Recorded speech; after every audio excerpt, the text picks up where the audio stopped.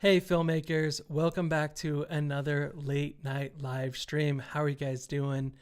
Thanks everyone for joining in, and we're going to be talking today about how you can get paid to make the videos that you want to. So stick around. If you have any questions about anything that we talk about, definitely leave them down in the chat below. And let me know where you guys are joining from today. I know we've got people from all over the world joining all the time, so let me know in the chat. I'm in Arizona. If this is your first time joining and you found the live stream somehow, I'm in Arizona in the US. So it's great to have you guys here. Let's dive right into it. Let's talk about what you can do to get paid to make the videos that you want to, so you're not spending time and energy filming videos and editing videos that you really don't want to work on. Because I know for many of you, if you're like me, you're a creative type and you want to work on things and projects that you're passionate about. But sometimes that's not possible because you just have to get paid. You have to work on things that you don't want to. So I'm going to talk about some ways that you can start to kind of change that and alter your course so that you can get back to filming things that you want to, especially if you found yourself in kind of a bit of a rut, feeling like you're only making things that you have to for work or whatever it is to get paid, but you're not really doing anything that you used to want to do for fun with your camera. So we're going to be diving into that. Like I said, definitely leave a comment below if you want to get any of your questions asked about this sort of topic or anything, camera gear related. I'm always happy to answer that as well amongst the chat. So, all right, here we go. The first thing here is make videos you want to, okay, and get paid. So in order to do that, there are a couple different things that I have in mind for you guys. And the first thing is actually that you should make some videos for free. And you want to do this, as few of these as you can, but making videos for free is going to be a route to making the videos that you want to and get paid to do it. So something, basically when a client wants to hire you for a job, a lot of times they want to see your portfolio or the work that you've done. And if you don't have any work in your portfolio that looks like what they're looking for, they may question and think, I don't know if they can make this for me. And so in order to get that kind of portfolio work, you're probably gonna have to do it for free at first. So for instance, for me, myself, I remember very first starting out that I wanted to make a wedding video. And I was like, hey, I know I can get paid to do that. People always need wedding videos as a good starting spot. But I hadn't really done a wedding video before, or like a love story where you interview the couple and talk to them about how they met and all that kind of stuff. So I was like, well, I've got a lot of, friends that are getting married, and I just asked one of them if I could film a video for them. And so went out and, filmed a wedding for them. This isn't the exact wedding. This is just an image from another wedding that I shot, but went out and shot their wedding completely free. And it was a great learning experience for me so that I could, figure out really what the ins and outs of it are, everything that I need. And then I could take that later on, that edit, and show it to potential clients. Posted it on, of course, on my YouTube channel, on my website, on social media. So make sure if you're doing any work for free that you blast it everywhere, because that's your marketing content. So, obviously you didn't get paid to do it, but you put in that time, and so you want to make it valuable to you. So make sure whatever free projects you're working on that you put it up everywhere so everyone knows, hey, this is what I made, this is what I can do. And it doesn't even have to be the best thing ever. It really doesn't. It's just showing that you are capable of doing a project similar to that. So you may, film a wedding or something like that, and then later on someone comes to you, say 6 months later, and says, hey, I see you can film weddings, and go, yeah, and that was 6 months ago. I've improved so much. I have a nicer camera, equipment, or better skill set now, so I can do even better from what you've seen in that video. So it's always going to work in your advantage. But what I will say is don't continue to make any free work once you land a paid client for that genre. So if you get a paying client to do a wedding, never do a wedding for free again, unless it's like, I don't know, for a family member and you absolutely have to, and they rope you into it. We've all been there. So, that may be an instance where you do. Otherwise, from here on out, you should be paid for that work. You have the skill set. You've proven that you've done it. Just do it for free one time ever. Don't do that again. And this goes across for all kinds of things. This is not just weddings. Let's say you want to get into music videos. Well, people are going to have trouble paying you to make a music video if you've never shot one before. So finding maybe a local musician or someone on, I don't know, Craigslist or Facebook, people post looking for that sort of thing, looking to make a music video. Some of them even have really low budgets. Even if it's $100, that's something, and you can still add it to your portfolio. So I would say find someone that's, a musician or whatever it is, and make a music video for them. And if that's what you want to do, if you want to get into music videos, I'm thinking of I'm drawing a blank now. Jacob Owens. He, the buff nerd, if you're not familiar with him, I'm sure you are, but I remember started out making some music videos, and I'm not sure if he was getting paid much for them at all or getting paid at all, but I think one of the very first ones he got hired to do was for like, what is his name? Something Carter, Justin Carter. I don't think that's a real name, but I don't follow him very well, but it was one of those like boy band guys. He went, filmed a really professional video for him in LA because of some previous work he had done, and I think for free. So that works out. So it does work. So if that's something you want to get into, just go out and find a person to film that music video with. So let's move on to the next point here for getting paid to make these videos. So there we go. Make spec ads. So if you're not familiar with what a spec ad is, I put the definition underneath, but in the advertising industry, a spec ad, or industry jargon for a speculative advertisement, is an ad created to win an account. So, a spec ad is basically a fake commercial. This is something that you're going to make pretending to make a commercial for Apple or Coca-Cola or some other big brand that is definitely not going to hire you to make something like that for them yet.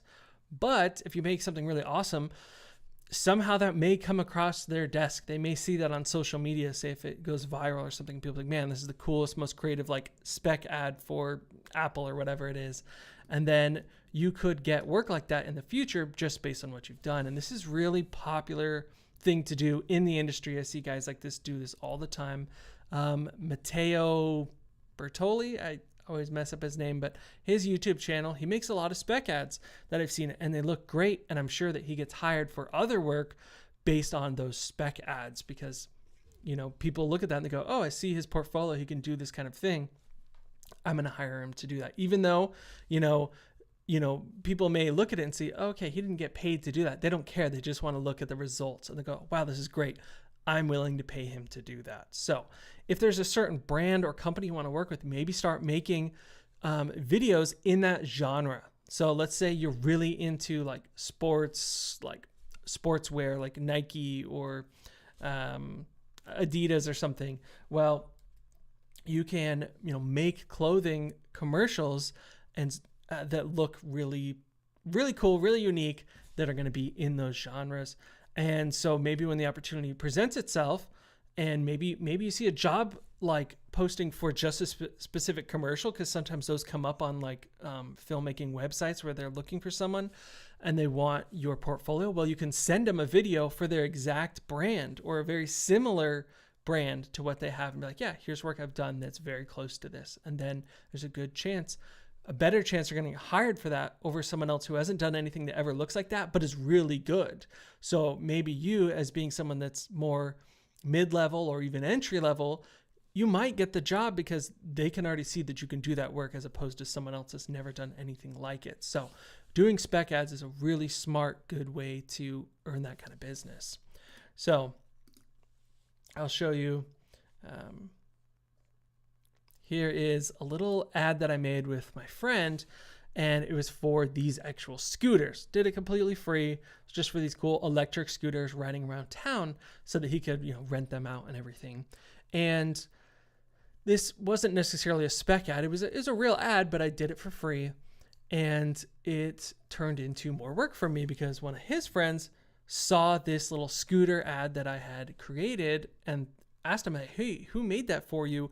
I own a company that does racing. We do four-wheel drive, off-road racing and stuff.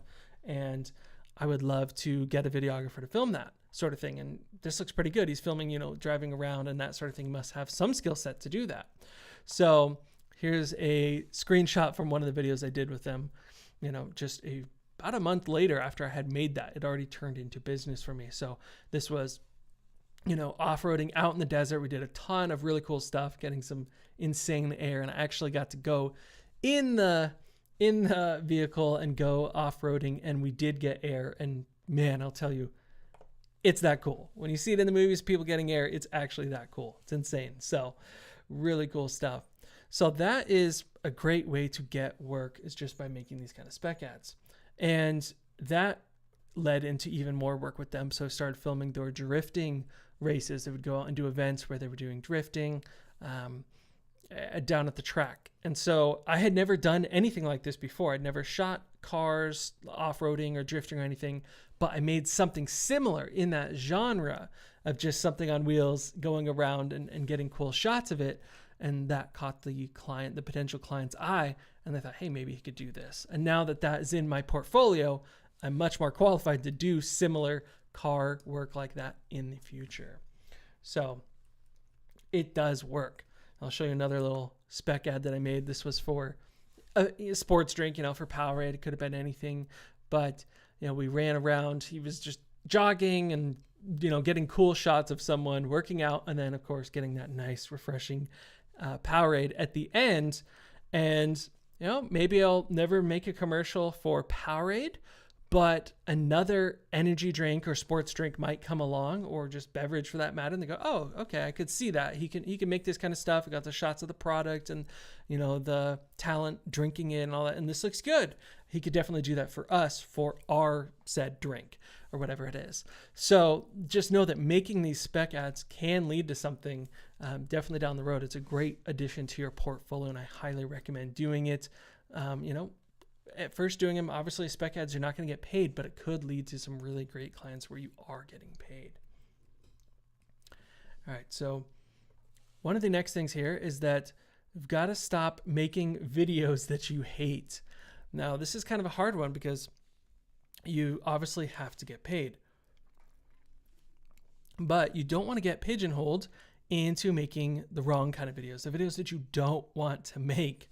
So you want to try and stop making videos that you just absolutely don't like doing. Let's say, for example, you get into real estate videos and you hate doing real estate videos. Here's just a screenshot of something I did years ago doing real estate. And you may find out that it's not your jam, but people keep hiring you to make real estate videos over and over because that's what your portfolio is made up of, and your social media and your website shows all these different old real estate, videos piling up that you've made.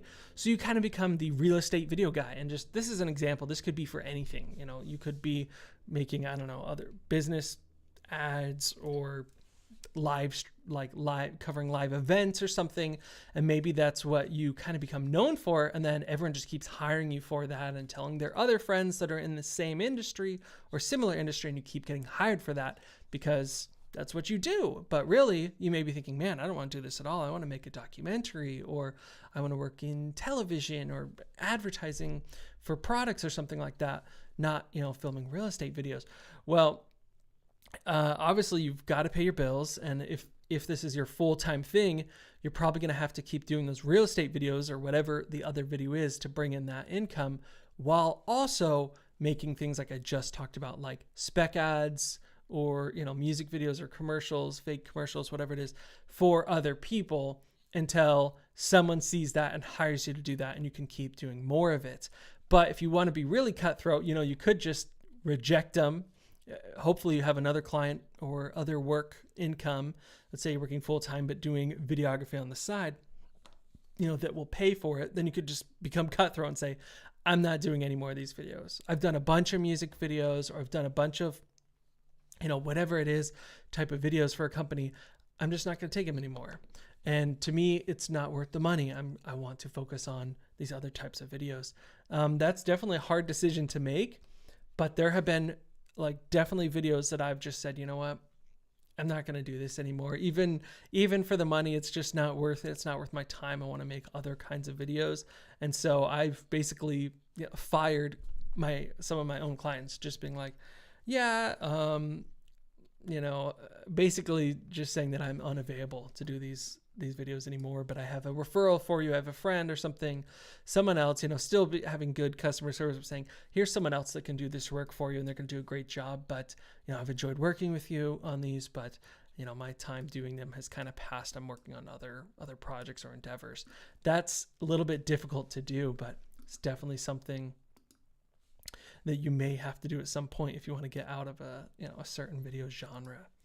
So now, another thing besides stopping making those videos that you don't want to make and becoming known for those, another step here is to film your passion projects. So the thumbnail of this live stream, if you've joined up here, you saw was some Star Wars characters, and that was a recent film that I made, basically a short film, and that was of a little Star Wars short film that we created. And that, wasn't a paid project. No one asked me to do it, but it was just something that I wanted to put my heart into and make because I love Star Wars so much. And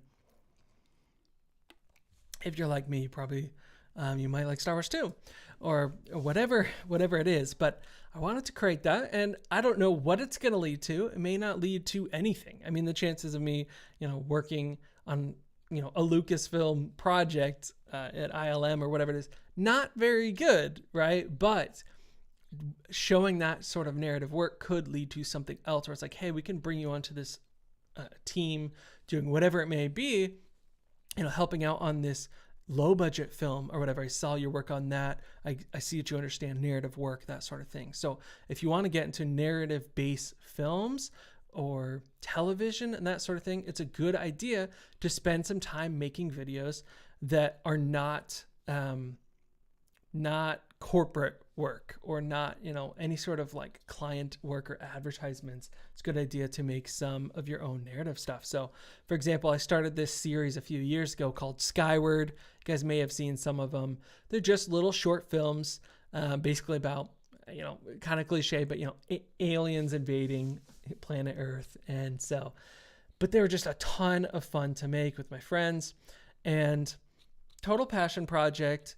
And not sure what it'll lead to, but what I can say is it has improved my filmmaking skills so much. Even a lot of what I learned from making those passion films and those short films has translated back into my corporate and client work. So it's kind of helpful in all regards. So I definitely recommend it. Here's a screenshot from that recent Star Wars film that I did that you can see. And it's just so much fun. It's so creative to get out and do this sort of thing. So even if it doesn't lead to paid work, which I think it will, honestly, maybe it's not going to be Star Wars most likely, but something similar, fun to film, fun to make, this sort of thing, getting out there and getting that passion back into your filmmaking is great. It's a real, breath of fresh air to not always be doing corporate client work, advertising, whatever it may be. It's nice to work on some narrative stuff as well. And that can help motivate you and bring back creativity into some of your other work as well. It's a kind of an all around good thing to work on that kind of stuff. So one of the greatest success stories of this is David F. Sandberg. So if you guys aren't familiar with David Sandberg, he is a filmmaker, and he was just doing no budget, animations. He did animations for a long time on his YouTube channel. You can go check him out on YouTube. And he did it for years and made a lot of little horror short films and all sorts of things like that. And just being passionate about what he wanted to make. And someone saw that, recognized his short films. I think he put them into some like some short film festivals or something like that, and they got recognized, and he ended up, getting asked to direct big movie. I think one of his first ones was Annabelle, horror film, like actual Hollywood blockbuster. And then now he's done Shazam. He's working on Shazam 2 and a lot of other films. And that was all from him just doing his passion projects and working on the kind of stuff that he wanted to work on, his short films and animations and things like that, and posting them, getting them out there onto the internet. You can't just make these things and just show them to your friends. You've got to get them onto YouTube, Facebook, Instagram, TikTok now, whatever it is. Get them everywhere that you can on your website, distribute them everywhere you can so people can find them and see them and go, oh, wow, this guy or girl does great work, and I would love to bring them onto this project with me for this or that. So there's no shame in making something for free that's a passion to you, because it could lead to something great. Like, David Sandberg's just such a great example of someone that's now doing something that he loves full-time, getting paid for it as a Hollywood director because he worked on his passions and just put them out on YouTube, week after week, month after month for years, and finally made it to where he wanted to be with that. So hopefully that's, a bit of inspiration for you guys. I know for me, it's an inspiration to see people like that out there doing amazing work. So, this is not the topic that's, the sexiest or most glamorous to people. I know everyone loves on my channel to talk about camera gear and rigs and that sort of thing, but this is really important stuff, and it's important to me because I want you to make the kind of videos that you want to make every single day and week and year, and not get stuck making things that you hate doing. So, you should really spend some time focusing on spec ads, making some videos for free and genres that you want to work on, and then sharing them with people, or even sending them to companies that you'd like to work on. It's probably, that may be a far stretch, but maybe you make something for a brand and it's very similar, and you could send it to them and see if you can get anyone's attention in their marketing department. It's possible. You never know what's going to happen. And you definitely just don't want to get stuck and end up taking all the fun and creativity out of this genre, because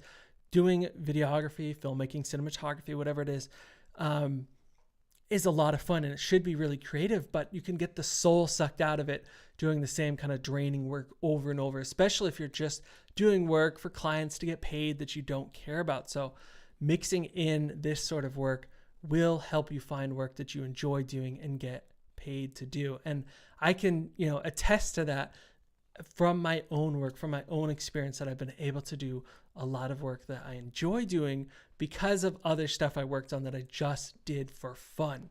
And like we just talked about with David, that he's done it, and many other people have successfully transitioned just from following their passions in this. So I definitely can't recommend it enough.